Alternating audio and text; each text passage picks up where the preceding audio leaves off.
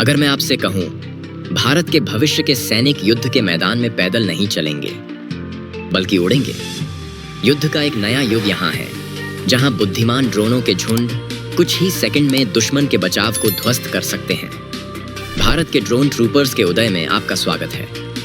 कल के युद्धों के खामोश योद्धा, लद्दाख की जमा देने वाली ऊंचाइयों से लेकर राजस्थान के रेगिस्तानों तक भारत के सशस्त्र बल तेजी से बदल रहे हैं।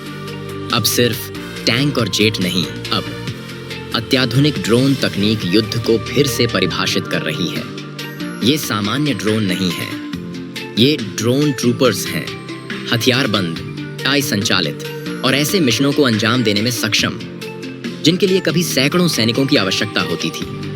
तो ये ड्रोन ट्रूपर्स आखिर क्या हैं? छोटे कामिकेज ड्रोनों के झुंडों के बारे में सोचें, जो दुश्मन के टैंकों, बंकरों या रडार स्थलों को सटीक निशाना लगा सकते हैं। उच्च विस्फोटकों से लैस वे सटीक निर्देशित मिसाइलों की तरह सीधे लक्ष्यों में गोता लगा सकते हैं, लेकिन सस्ते और पता लगाने में कठिन।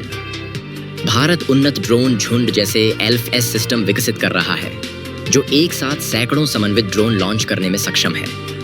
ये ड्रोन एक दूसरे से संवाद करते हैं, दुश्मन के जैमिंग के अनुकूल होते हैं और एक साथ हमला कर सकते हैं। सबसे उन्नत वायु रक्षा प्रणालियों को भी ध्वस्त कर सकते हैं। और यह यहीं नहीं रुकता।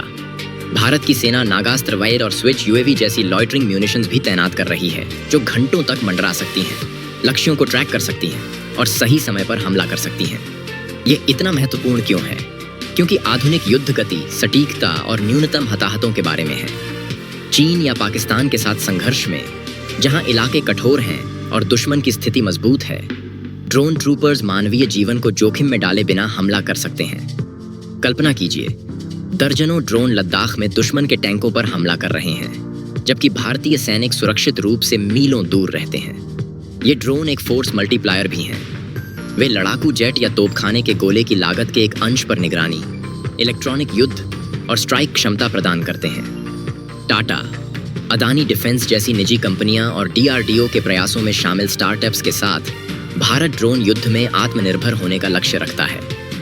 2030 तक AI नियंत्रित ड्रोन ट्रूपर्स के झुंड भारतीय लड़ाकू इकाइयों की एक मानक विशेषता बन सकते हैं।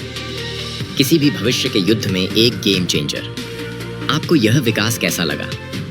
हमें नीचे कमेंट करके जरूर बताएं। और हाँ, इस वीडियो को लाइक, शेयर और सब्सक्राइब करना न भूलें, ताकि आपको भारत की रक्षा से जुड़ी और रोचक जानकारियां मिलती रहें। जय हिंद।